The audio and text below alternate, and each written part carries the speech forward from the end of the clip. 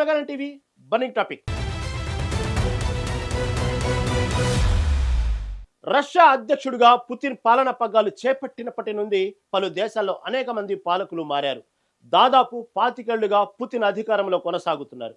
ఈ కాలంలో అమెరికాలో 5 అధ్యక్షులు మారారు. భారత్ 3 ప్రధానులను చూసింది.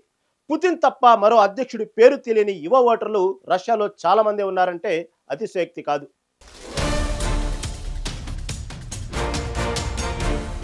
1952 అక్టోబర్ 7న లెనిన్గ్రాడ్లో పుతిన్ జన్మించారు. ఆయన బాల్యం సాధారణంగా గడిచింది.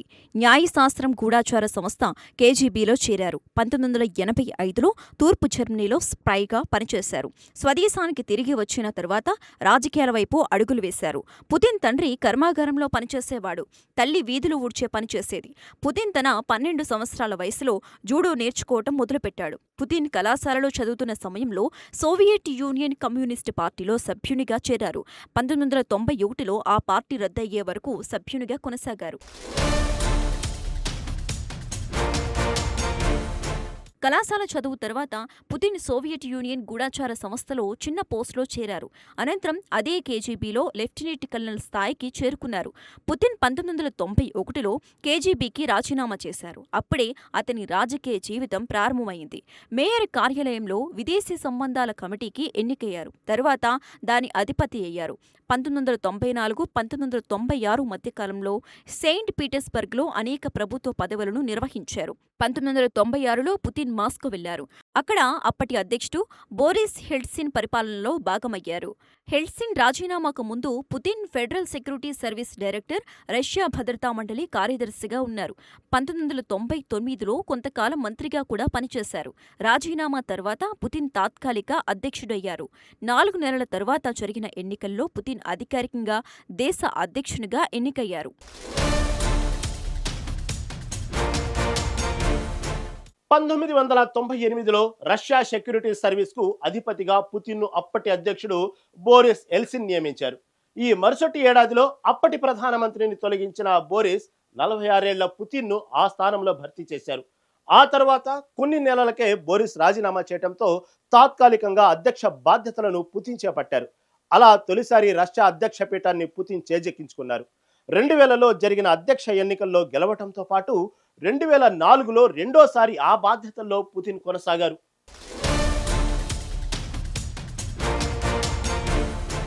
రష్యా రాజ్యాంగం ప్రకారం వరుసగా మూడోసారి అధ్యక్షుడిగా కొనసాగే అవకాశం లేకపోవడంతో 2008లో పుతిన్ ప్రధాని పదవి చేపట్టారు.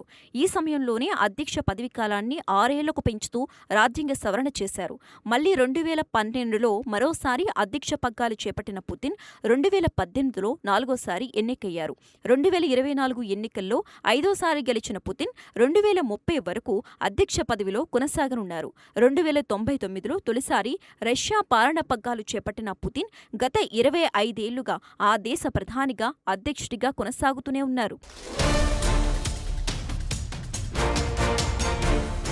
పుతిన్ పాలనలో అనేక కీలక ఘట్టాలు జరిగాయి. 2008లో రష్యా జార్జియాతో స్వల్పకాలిక యుద్ధం చేసింది. 2022లో ఉక్రెయిన్పై రష్యా దండయాత్ర మొదలైంది. ప్రత్యేక సైనిక చర్య అని రష్యా చెప్పినప్పటికీ అది భీకర యుద్ధానికి దారితీసింది. ఉక్రెయిన్ దురాక్రమణ సమయంలో చిన్నారులను రష్యా తరలించి యుద్ధ నేరాలకు పాల్పడ్డారనే అభియోగాలతో ఇంటర్నేషనల్ క్రిమినల్ కోర్టు పుతిన్పై అరెస్టు వారెంట్ జారీ చేసింది. 2023లో పుతిన్పై రష్యా ప్రైవేటు సైన్యం వార్నర్ గ్రూప్ అధినేత ఏవ్గనీ ప్రిగోజిన్ తిరుగుబాటు చేశారు. చివరకు వెనక్కి తగ్గిన ఆయన సరిగ్గా 2 నెలల తర్వాత విమాన ప్రమాదంలో మరణించాడు. పుతిన్ కు అత్యంత సన్నిహితుడిగా పేరొందిన ప్రిగోజిన్ మరణానికి పుతిన్ ఓ కారణమనే ఆరోపణలు ఉన్నాయి. పుతిన్ హయాంలో భారత్ రష్యా మధ్య సంబంధాలు మెరుగుపడ్డాయి. రష్యా నేతలు భారత్ ప్రాముఖ్యతను తక్కువగా అంచనా వేశారని గతంలో ఒకసారి పుతిన్ వ్యాఖ్యానించారు. అధ్యక్షుడిగా పుతిన్ తొలి భారత పర్యటన అప్పటి ప్రధాని అటల్ బిహారీ వాజ్పేయి హయాంలో జరిగింది. ఆ పర్యటన ఇరు దేశాల వ్యూహాత్మక భాగస్వామ్యానికి బాటలు వేసింది. ఇప్పుడు ఇరు దేశాల మధ్య ద్వైపాక్షిక సంబంధాలు మరింత బలోపేతమయ్యాయి.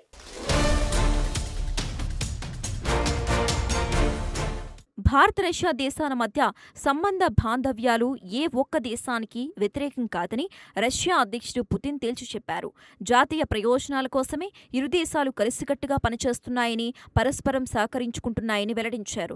తన ప్రయోజనాల పరిరక్షణే రెండు దేశాల ధ్యేయమని ఉద్ఘాటించారు. భారత ఉత్పత్తులపై అమెరికా ప్రభుత్వం 50 సుంకాలు విధించడాన్ని ట్రంప్ పరోక్షంగా తప్పుపట్టారు.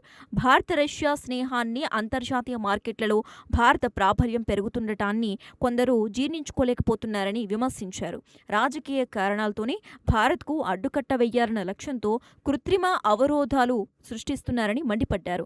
పశ్చిమ దేశాలు ఆంక్షలు విధించినప్పటికీ భారత్తో తమ ఇంధన బంధం ఎలాంటి ప్రభావానికి లోను కాలేదని స్పష్టం చేశారు. ఎవరు ఎన్ని రకాలుగా ఒత్తిళ్లు పెంచినా తాను గాని, మోదీ గాని ఇతర దేశాలకు వ్యతిరేకంగా వ్యవహరించబోమని వ్యాఖ్యానించారు.